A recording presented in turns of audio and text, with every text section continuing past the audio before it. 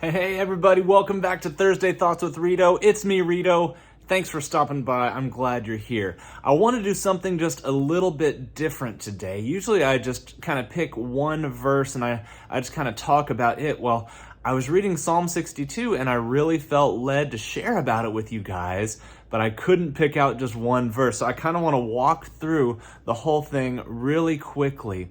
So I hope you'll go read Psalm 62. It's beautiful. It's stunning. It starts with, I wait quietly before the Lord, for my victory comes from him. He alone is my rock and my salvation, my fortress where I will never be shaken. And that idea gets repeated again just a little bit later. The idea here is that we wait, our souls wait. We quiet ourselves and calm ourselves before God because he's our hope, he's our salvation, he's our victory. He's our rock and our salvation. He is the safe place where we can go to build our lives, to build our hope, because it will never, ever be shaken. So then the psalm goes into the enemies of the psalmist are coming after him, and they're telling all kinds of awful lies about him, and they're trying to get him removed from his high position. We believe this was a psalm of David, so they're trying to get him to be removed as being the king. But David goes right back to what he started with. He said, let all that I am wait quietly before the Lord, before my hope is in him. He alone is my rock and salvation, my fortress, where I will not be shaken. So no longer is God just a rock and a firm foundation. He's the fortress, the place where you can run to for safety. And then he says, my victory and honor come from God alone. He's my refuge, a rock where no enemy can reach me. O my people, trust in him at all times. Pour out your heart to him, for God is a refuge. So it's not just for David, it's for all of us who call on the name of God. God has become a refuge, a safe place where we can go, a place where we can pour out our hearts with the things that are going on in our lives and know that God is with us and at work on our good.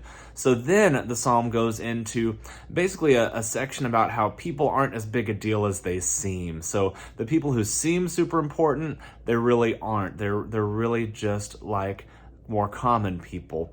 And then says, don't make your money by stealing. And if your riches do increase, don't set your heart on it. Don't make it the center of your life. That is such a snare for all of us, especially in a very successful modern country like ours.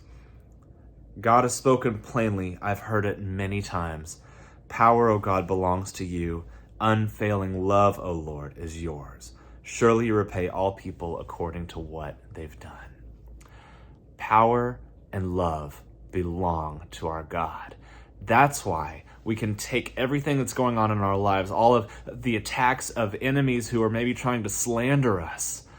We can take those things to God instead of trying to fight the battles ourselves. We can wait and let God vindicate us. We can pour out our hearts to him at all time. We can find him to be a fortress and a refuge where we will never be shaken. My friends, I hope you know God like this. If you don't, send me a message, leave a comment. I'd love to get in touch with you and talk with you about this, talk with you about the things that are going on in your life and where you want to see God move. And I would love to sit and have that conversation with you. So, my friends, I hope you found this encouraging, this reminder that God is always with us, that he is the rock, that we can come to him for a fortress, for a refuge, pour out our hearts to him and trust, because he is strong and he is loving. So my friends, this day, walk in the light of Jesus and be the light to the world around you.